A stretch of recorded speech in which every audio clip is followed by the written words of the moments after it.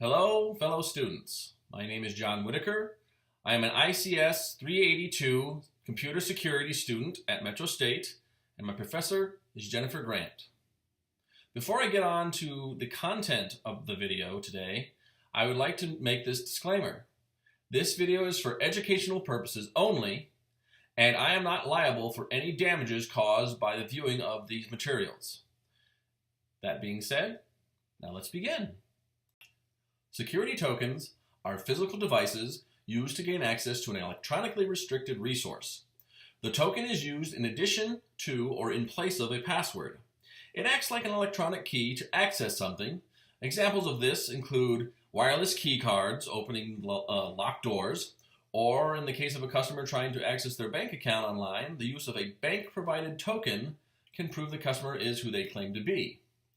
Some tokens may store cryptographic keys, such as a digital signature or biometric data, such as a fingerprint detail. Some may also store passwords. Some designs tamper-resistant packaging, while others may include small keypads to allow entry of a PIN or a simple button to start the generating routine with some display capability to show a generated key number. Special designs include a USB connector, RFID functions, or Bluetooth wireless interface to enable transfer of a generated key number sequence to a client. All tokens contain some secret information that are used to prove identity. There are 4 different ways in which this information can be used: static password tokens, synchronous dynamic password tokens, asynchronous password tokens, and challenge response tokens. The static password token in the device contains a password which is physically hidden, but which is transmitted for each authentication. This type is vulnerable to replay attacks. Synchronous dynamic password tokens use a timer to rotate through various combinations produced by a cryptographic algorithm. The token and the authentication server must have synchronized clocks. A good example of this would be a security key that has, or the security token that has a number display built into it. So when you press the button, it gives you that number for a set amount of seconds, usually about 8 to 10, and then it will disappear. Now, you can press it again and maybe get the same number, but more often than not, it will give you a brand new number. The asynchronous password token is a one-time password that is generated without the use of a clock, either from a one-time pad or a cryptographic algorithm. And finally, the challenge response token uses a public key cryptography, and it is possible to prove possession of a private key without revealing the key. The authentication server encrypts a challenge, typically a random number, or at least data with some random parts, with a public key. The key proves it possesses a copy of the matching private key by providing the decrypting challenge. Physical type tokens can contain chips with functions varying from very simple to very complex, including multiple authentication methods. The simplest security tokens do not need any connection to a computer. The tokens have a physical display. The authenticating user simply enters the displayed number to log in. Other tokens connect to the computer using wireless techniques such as Bluetooth. These tokens transfer a key sequence to the local client or to a nearby access point. Alternatively, another form of token that has been widely available for many years is a mobile device which communicates using an out-of-band channel, like voice, SMS, or USSD. Still, other tokens plug into the computer and require a PIN. Depending on the type of token, the computer OS will then either read the key from the token and perform cryptographic operations on it, or ask the token's firmware to perform that operation. A related application is the hardware dongle, required by some computer programs to prove ownership of the software. The dongle is placed in an input device, and the software accesses the in-out device in question to authorize the use of the software. Commercial solutions are provided by a variety of vendors, each with their own proprietary and often patented implementation of various used security features. Token designs meeting certain security standards are certified in the U.S. as compliant with FIPS 140, a federal security standard. Tokens without any kind of certification are sometimes viewed as suspect, as they often do not meet accepted government and industry security standards, have not been put through rigorous testing, and likely cannot provide the same level of cryptographic security as token solutions which have had their designs independently audited by third-party agencies. Disconnected tokens have neither a physical nor logical connection to the client computer. They typically have a display screen on the device, and when you press a button on the device, it will display numbers or alphanumeric characters for you to input along with your password. It's disconnected, and it's easier to steal because of the fact that it's disconnected, but they are the most common type of security token used, and usually in combination with the password, like I said before, in two-factor authentication for online identification. So, for instance, Google has the ability to send a code to your phone if you have two-factor authentication, and then you input that when you're also putting in your passwords if you're getting online from a computer that it doesn't recognize. Connected tokens are tokens that must be physically connected to the computer in which the user is authenticating. Tokens in this category automatically transmit the authentication information to the client computer once a physical connection is made. So plugging this in, it would know, hey, here's my key, take a look at it, and the software that I'm trying to access or the operating system will talk back and forth to this to determine if it has the right key and then proceed with allowing me to use the computer or software.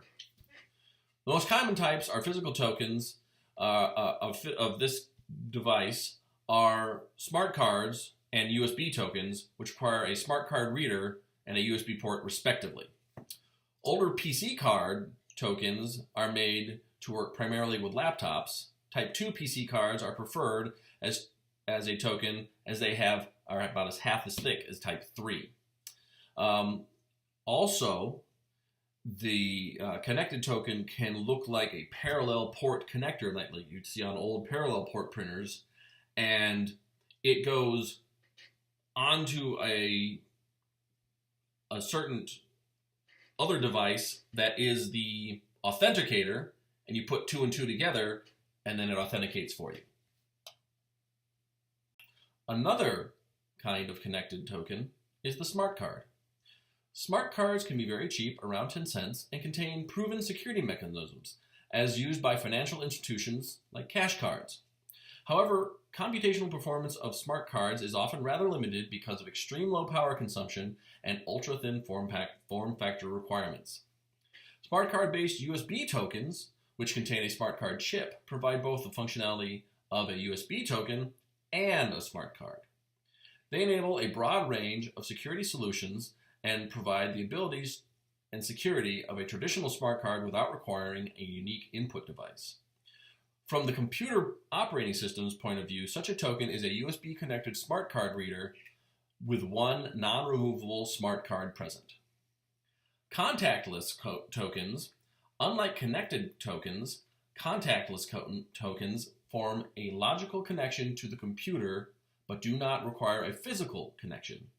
The absence of the need for a physical contact makes them more convenient than both connected and disconnected tokens. As a result, contactless tokens are a popular choice of keyless entry system and electronic payment solutions at stores and, like gas stations, you just tap your card and you're done. However, there have been various security concerns raised about the RFID tokens of the contactless token after researchers at Johns Hopkins University and RSA Laboratories discovered that RFID tags could be easily cracked and cloned. The big thing about that is hackers or people who are trying to get your information off your card have been known to put fake readers on like gas pumps or over the top of ATM machines as well that would basically take that RFID information in, make you think you did your transaction, and then they've stolen everything. Another downside is that contactless tokens have a relatively short battery life, only about 5 to 6 years, which is low compared to USB tokens, which may last more than 10 years. Though some tokens do allow the battery to be changed, thus reducing cost. Also, another form of contactless token is the Bluetooth token. The Bluetooth Low Energy protocols serve for a long-lasting battery life cycle of wireless transmission. The transmission of inherent Bluetooth identity data is the lowest quality for supporting authentication. A bidirectional connection for transactional data interchange serves for the most sophisticated authentication procedures. However, the automatic transmission power control antagonizes to attempts for radical distance estimates, which means the further away you are, the less likely it's going to work. Bluetooth tokens are often combined with a USB token, thus working in both a connected and disconnected state. Bluetooth authentication works when closer than 32 feet. When the Bluetooth link is not properly operable, the token may be inserted into a USB input device to function. Another combination is the smart card, with smart card to store locally larger amount of identity data and process information as well. Another is a contactless Bluetooth link BLE token that combines secure storage and tokenized release of fingerprint credentials. There are several vulnerabilities when dealing with security tokens. They are loss and theft, attacking, and breach of codes. Loss and theft is the simplest vulnerability for any security token. The chances of this happening, or happening unaware, can be reduced with physical security methods such as locks, electronic leash, or body sensor and alarm. Stolen tokens can be made useless by using two-factor authentication. Commonly, in order to authenticate, a personal identification number must be entered along with information provided by the token at the same time as the output of the token. Attacking, any system which allows users to authenticate via an untrusted network, such as the internet, is vulnerable to man-in-the-middle attacks. In this type of attack, a fraudster acts as the go-between of the users and legitimate system, soliciting the token output from the legitimate user and then supplying it to the authentication system themselves. Since the token value is mathematically correct, the authentication succeeds and the fraudster is granted access. Citibank made headline news in 2006 when its hardware token-equipped business users became the victims of a large Ukrainian-based man-in-the-middle phishing attack. Breaches of code. In 2012, the Prosico research team at INRIA Paris Rocancourt developed an efficient method of extracting the security key from several PKCS number 11 cryptographic devices, including the Secure ID 800. These findings were documented by INRIA Technical Report RR7944 ID HAL-0069 1958 and published at Crypto 2012. I actually remember when this happened because I was talking to my dad about security keys, and he remembered that when he worked for National Car Rental, he had the Secure ID 800, and that's the one big thing that they were pretty sure would never happen, that no one would breach the codes. Anything can be breached, it just takes time.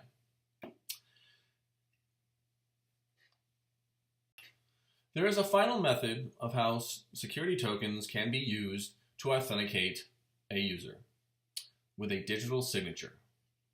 The digital signature must be made with a private key known only to the person authorized to make the signature. Tokens that allow secure onboard generation and storage of private keys enable secure digital signatures and can be used for user authentication, as the private key is also serves as a proof for the user's identity. For tokens to identify the user, all tokens must have some kind of number that is unique. Not all approaches fully qualify as digital signatures according to some national laws. Tokens with no onboard keyboard or another user interface cannot be used in some signing scenarios, such as confirming a bank transaction based on the bank account number that the funds are to be transferred to. This concludes my proposal on security tokens. I hope it has been informative for you. Have a good day.